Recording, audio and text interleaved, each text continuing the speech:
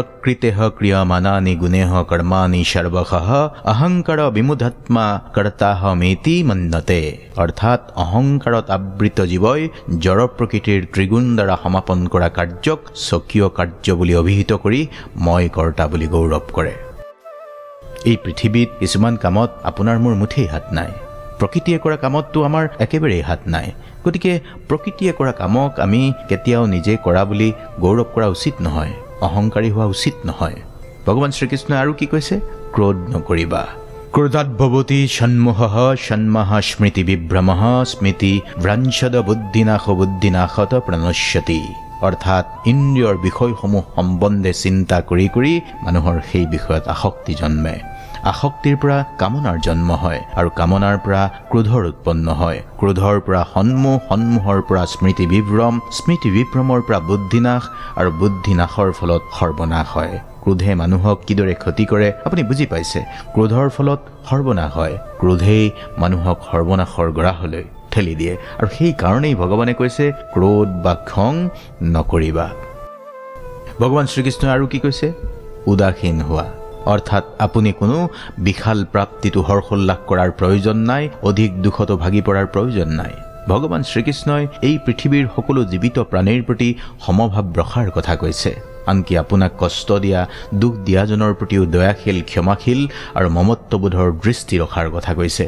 আপোনাক কষ্ট দিয়াজনক যদি একোৱেই নকৰে, একোৱেই তেওঁৰ প্ৰতি প্ৰতিক্ৰিয়া নিদিয়ে, তেন্তে তেওঁ আপোনাক কষ্ট দিয়াৰ আনন্দ অনুভৱ কৰিব নোৱাৰে। আপোনাক কষ্ট দিয়াজনক, দুখ দিয়াজনক কেতিয়াও জানিবলৈ নিদিব যে আপুনি কষ্ট পাইছে।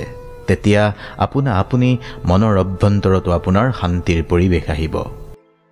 আৰু ভগৱানে কি ডাঙৰ আৰু গুৰুত্বপূৰ্ণ কথা কৈছে, সেয়া হ'ল কৰ্ম কৰিবলৈ কৈছে ভগৱানে।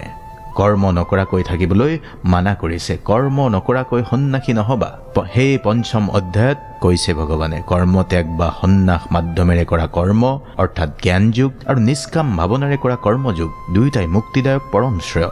কিন্তু এই দুটাৰ মাজত কৰ্মযোগ কৰ্ম সন্ন্যাসতকৈ শ্ৰেয়। অৰ্থাৎ কৰ্মৰ পদহে সঠিক পদ বুলি ভগৱানে কৈছে। শ্ৰীমদ ভগৱদ গীতাৰ অধ্যয়নত আমি যিখিনি বুজিছোঁ, মনুষ্যই আমিতো এই পৃথিৱীত কৰ্ম কৰিবই লাগিব।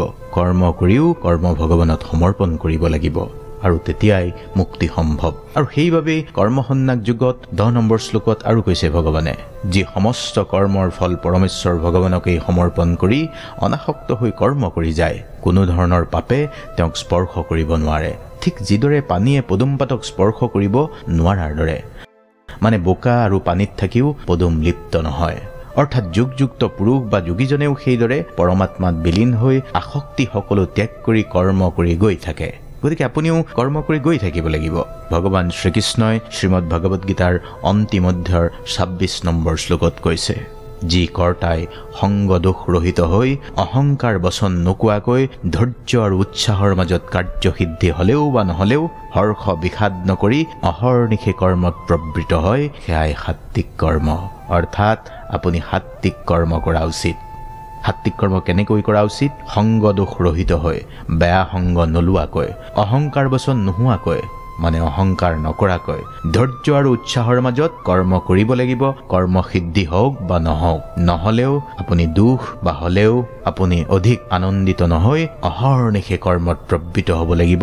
আৰু সেয়াই হ'ব আপোনাৰ মোৰ বাবে ভগৱান শ্ৰীকৃষ্ণই কোৱা সাত্বিক কৰ্ম। সাত্বিক কৰ্মৰ মাজেদি আপুনি নিজকে উত্তম সাধক ৰূপে প্ৰতিষ্ঠা কৰিব পাৰিব।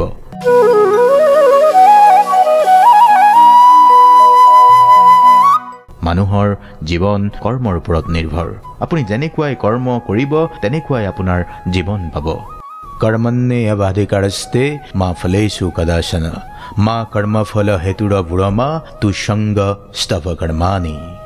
অৰ্থাৎ স্বধৰ্মবিহিত কৰ্মত তোমাৰ অধিকাৰ আছে, কিন্তু কোনো কৰ্মফলত তোমাৰ অধিকাৰ নাই। কেতিয়াও নিজকে কৰ্মফলৰ হেতুকে বুলি নাভাবিবা আৰু কেতিয়াও স্বধৰ্ম আচৰণ নকৰাৰ প্ৰতিও আসক্ত নহবা।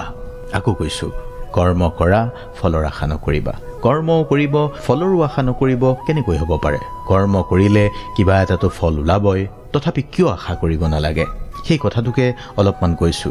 আপুনি যি কৰ্ম কৰিব তাত 100 বা 200% আত্মনিষ্ঠাৰে আৰু পৰিশ্ৰমৰ সৈতে আপুনি কৰিব লাগিব। কিন্তু ফল যিটো ওলাব সেইটো আপোনাৰ হাতত নাই। অৰ্থাৎ ফল আপুনি ভগৱানক সমৰ্পণ কৰা উচিত। অৰ্থাৎ আমি কৰা কৰ্মফলৰ অধিকাৰী স্বয়ং ভগৱান শ্ৰীকৃষ্ণ।